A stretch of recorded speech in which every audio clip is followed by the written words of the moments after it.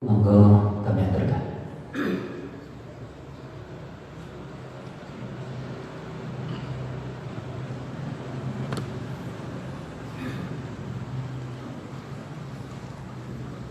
Bismillahirrahmanirrahim. Assalamualaikum warahmatullahi wabarakatuh. Terima kasih Pak Mariono. Pak. Yang saya Pak, mohon bisa dikenalkan diri dulu ya. Mana Pak? Oh, nama saya Kasbani Pak, tapi nggak punya nomor rekening Pak. Terima kasih Pak Ustadz. Saya kalau mendengar ceramah Pak Ustadz pagi ini, jadi kalau untuk mengetahui level kita kan harus jujur Pak ya. Kalau saya mungkin jangan-jangan satu aja belum masuk Pak, gitu ya. Jadi yang saya tanyakan seperti apa sih Pak kalau kita mulai dari nol gitu Pak ya sampai yang tertinggi, tapi kita itu tracknya itu yang harus kita lalui seperti apa gitu Pak. Dan kita bagaimana kita bisa menjaganya agar kita itu bisa pada level yang maksimal gitu Pak ya. Karena ya terus terang kita kan masih dihubungkan dengan kehidupan kita sehari-hari Pak. Mau nggak mau kita kan punya pemikiran yang begitu banyak dengan kebutuhan yang duniawi kan gitu Pak ya.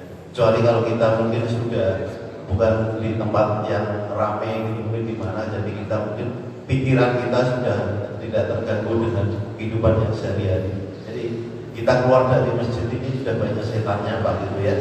Apalagi kalau masuk mall itu udah lihatnya udah banyak lagi setannya gitu. Jadi untuk dari nol sampai ke maksimal itu tracknya harus seperti apa Pak, dan bagaimana cara menjaganya agar kita pada ke level yang maksimal gitu Pak ya.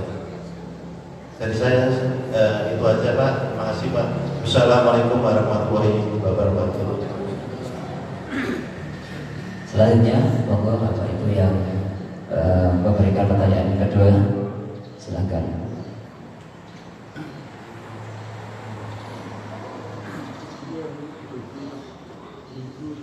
Itu monggo, nggak usah malu-malu Ibu. Ini lampunya agak terang jadi nggak terlihat jelas.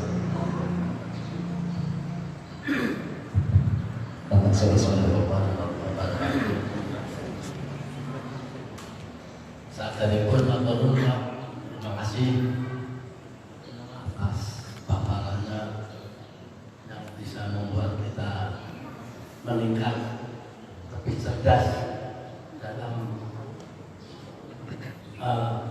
beribadah kepada Allah Subhanahu wa taala. Saya ada pertanyaan yang saya sangat menggelitik bagi saya adalah bagaimana sikap bisa menjadi rendah diri. Karena dari kecil kita ini selalu melihat atau sampai sekarang pun juga masih seperti itu, kalau seperti beribadah itu yang sering dialami walaupun berjamaah itu secara rata-rata masuknya pada unsur syariat. Jadi boleh dikatakan tidak bagaimana untuk bisa lebih meningkatkan tentang kerendahan hati dalam beribadah. Ini mohon maaf sebagai contoh saja, kalau ada jamaah dalam suatu pengajian, kajian atau pengajian itu yang sering kita alami juga, itu tujuannya beribadah, tapi pada endingnya itu akhirnya kabur. Jadi artinya kalau seperti ada beberapa ustadz atau beberapa kiai atau kalau ada kajian-kajian itu biasanya diakhiri dengan doa. Tapi kalau ada satu ustadz pertama diminta mengantarkan doa, yang ustadz kedua doanya lebih panjang, yang ustadz ketiga doanya lebih panjang lagi. Dan saya rasa sudah dari doa itu sudah masuk ke doa yang ustadz pertama. Nah ini maksud saya apakah di situ juga tidak memunculkan kerendahan hati? Karena membuat para jamaah itu juga ya terus terang aja, wah doanya semakin panjang. Begitu juga kalau Jumat, menurut saya udah beberapa kali Jumat di PP ini itu biasanya kalau saya melihat jamnya mulai khutbah itu rata-rata 15 menit, 20 menit. Kadang-kadang ada yang mendekati atau lebih dari 25 menit. Nah ini kalau konteksnya dari ibadah, kalau menurut saya ibadah itu intinya yaitu adalah kerendahan hati. Apa yang kita nikmati itu dari buahnya kerendahan hati. Jadi mungkin menurut Pak Ustadz ini bagaimana untuk bisa mensikapi itu supaya saya ini yang selalu tinggi hati untuk bisa rendah hati. Saja Pak Mabrur. Assalamualaikum warahmatullahi wabarakatuh. Terima kasih Pak Sulis. Satu lagi dari ibu-ibu mungkin, kalau nggak ada kita sampaikan kepada Bapak Ustadz untuk bisa menjawab pertanyaan yang pertama, yakni dari Bapak Kasbani. Beliau menanyakan bagaimana cara kita bisa berada di level yang lebih bagus berkaitan dengan banyaknya aktivitas keduniaan kita. Yang kedua, bagaimana cara kita bisa menjaganya agar kita bisa di level yang bagus. Dan yang kedua, pertanyaan dari Bapak Solif tentang kerendahan hati, bagaimana sikap kita untuk bisa menjaga diri kita bisa rendah hati. Monggo Pak Ustaz, silakan. Yang pertama, tadi di ujung paparan saya ngutip Syarah Al-Hikam, faman lam yajid hadhil alamah fal yujahid nafsahu birriyadati wal adhkari hatta yasila ila maqamil irfan. Barang siapa yang belum mampu mendapati ciri sejak di level 1, 2 maupun 3, apalagi yang ketiga begitu ya, maka fal yujahid nafsahu, ya bermujahadah, bersungguh-sungguh birriyadhati, dengan riyadhah itu ya apa ya, mentrain, melatih diri Pak. Kalau mau strict ya seperti yang terjadi di thariqah, nanti harus dibimbing oleh mursyid. Nah, tapi kalau kita menggunakan mujahadah ammah, training yang umum, melatih diri, ya dimulai, kita gunakan hadis Nabi itu, dimulai dengan apa, konsistensi melaksanakan yang wajib-wajib. Misalnya dimulai dari sholatnya, yang wajib dijaga. Lalu setelah wajib jangan berhenti di wajib saja, karena wajib itu ibaratnya modal. Masa ya hono ya ini modal terus badine ndi? Kan kalau orang dagang begitu. Badine adalah dengan amalia sunnah. Ya sholatnya ditambahi, ada qobliyah, ba'diyah. Sunnahnya ditambahi lagi jenisnya, bukan hanya yang rawatib. Nanti ada tadi ada qiyamul lail, ada ad-duha, sholat duha dan seterusnya. Puasa juga begitu, jangan hanya yang wajib. Karena kalau yang puasa wajib itu kan berarti puasa modalnya saja. Lah badine nanti ditambahi puasa-puasa sunnah. Puasa sunnah itu ada yang siklusnya tahunan, ada yang siklusnya bulanan, ada yang siklusnya mingguan. Yang siklusnya mingguan ya ada Senin, ada Kamis. Kalau Senin nyenen, kalau Kamis ngemis. Nah, itu siklus mingguan.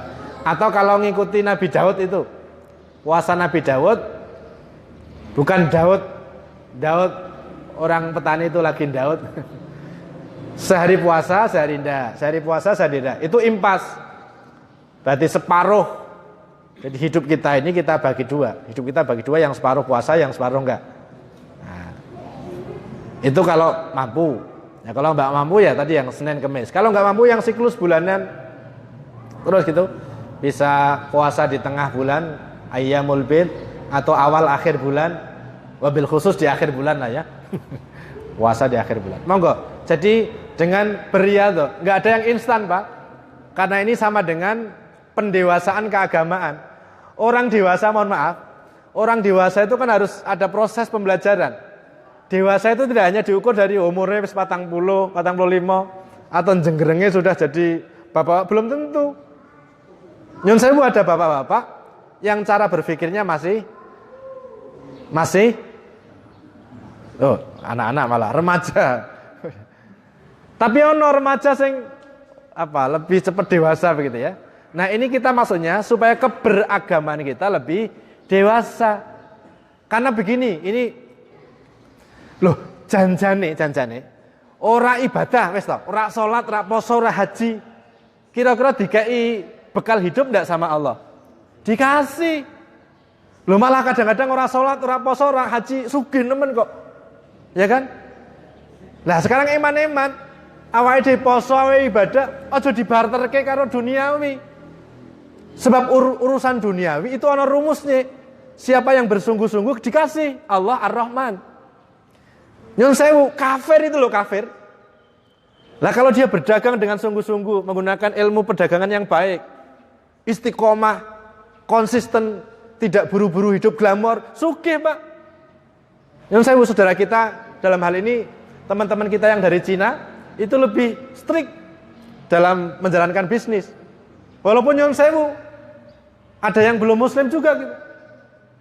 Loh, muslim, sholatnya kuwenteng, buka warung, buka sakarpe dhewe. Ya kan?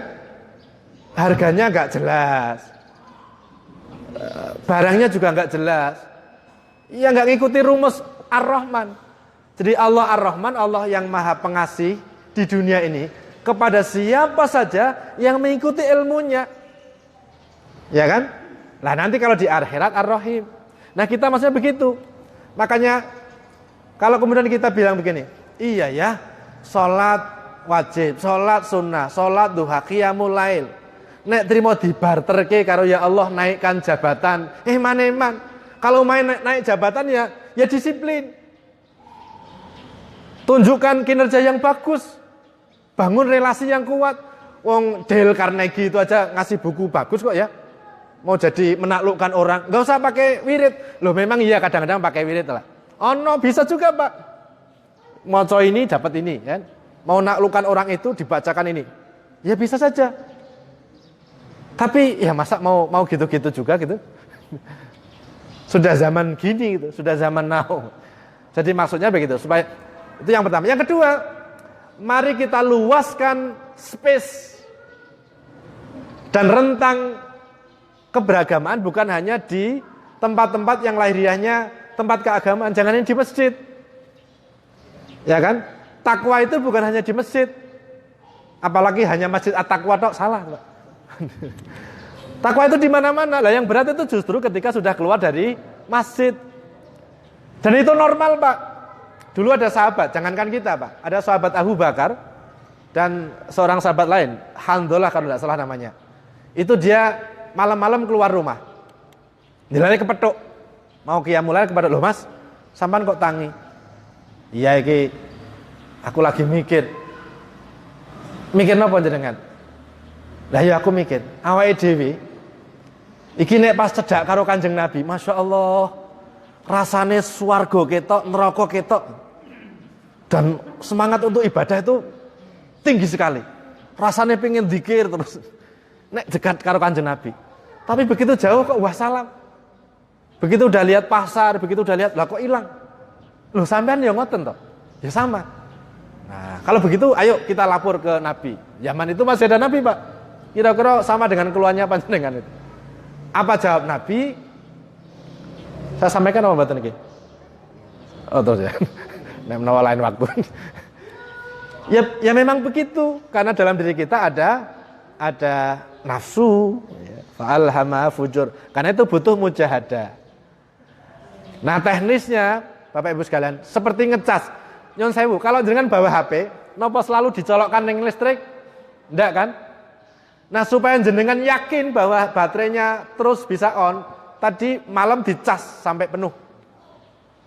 Kalau perlu bawa power bank. Nah, Berarti sholatnya yang wajib maupun yang sunat, zikirnya yang kuat, dicas yang kuat, supaya metu masih nyambung. Lah awake dhewe ibadahnya enggak patek kuat, ibarat ngecas kadang-kadang ra ditileki. Iku ngisi apa ora, sing penting dicolokke. Oh, ngerti ngitu iso lho kok ora kebak. Wis kudu mangkat, wah tekan durung tekan kerjaan wis lobet. Baru keluar rumah gitu, wah. Ya kan? Baterai kita, Pak. Baterai rohani kita. Nek perlu diberi cadangan, power bank. Nah, power bank apa? Ya ketika di kantor sambil bawa tasbih. Ini gelangnya gelang tasbih. Lu Nabi orang nggo tasbih, lho panjenengan meruh. Nabi nggak pakai tasbih otomatis sudah zikir terus. Lah kita itu harus disambung. Minimal nek nyekel tasbih itu pengen ngopo? Kalau orang pegang HP itu pengen apa, Pak? Ya pengen apa namanya? Aktif kan? Niku nek nyekel HP. Orang nyekel ngantongi rokok, kira-kira pengen apa? Pengen ngerokok. Lah kalau orang nyekel tasbih, ya kira-kira pengen. Lah wong ora tahu zikir karo tasbih, ya latihan sih supaya benda yang kita bawa itu membawa kita ke memori refleksinya. Refleksnya apa? Nah gitu loh. Jadi makanya HP ada. Kalau Rasulullah nggak usah pakai tasbih, nggak usah pakai wirid, nggak usah pakai apa namanya alat-alat, udah otomatis wong Rasulullah. Kita ini masih butuh alat, Pak. Lalu HP dikurangi, ya kan? Interaksi kita dengan HP dikurangi. Begitu mujahadahnya begitu.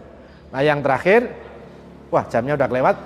Pak Sulis, ini pertanyaan sehari-hari kita ya. Ya untuk bertawadhu itu prosesnya panjang. Tapi saya kutipkan kata Imam Al-Ghazali begini. Mungkin bisa jadi rumus ya.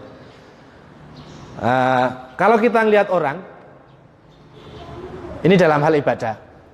Kalau kita ngelihat orang yang umurnya lebih tua dari kita, maka lihatlah amal baik yang sudah dia akumulasi. Pasti kita akan respect. Kalau kita respect lah kan kemudian kita merasa di bawahnya. Kalau kita merasa di bawahnya kan ya bisa tawadhu. Karena takabur itu salah satu unsurnya kita merasa lebih dari orang lain. Itu kalau ngelihat yang lebih sepuh, lihatlah amal baik yang sudah dia akumulasi.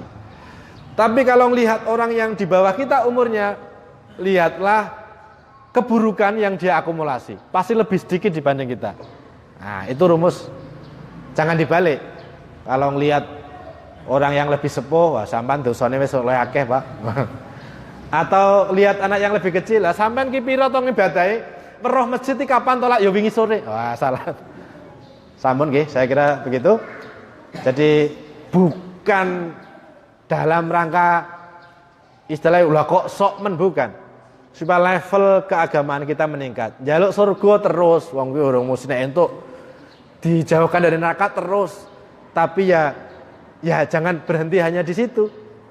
Masuk ke level yang lebih tinggi, yakni menyadari bahwa seluruh aktivitas kita dari bangun tidur sampai tidur kembali adalah manifestasi dari af'alullah, perbuatan Allah, sehingga kalau ada bagus, apresiasinya tidak hanya berhenti sampai di sini, tapi naik. Oh Allah, terus sampean kok ganteng men? Oh iya, anake sapa? Loh, bukan begitu. Itu kan kalau berhenti sampai di situ. Tapi alhamdulillah dikaruniai ketampanan oleh Allah. Sampean kok pinter men? Oh iya lek sinau wae. Nah, kan gitu. Tapi lalu disambungkan kepada Allah. Kurang lebihnya mohon maaf. Assalamualaikum warahmatullahi wabarakatuh.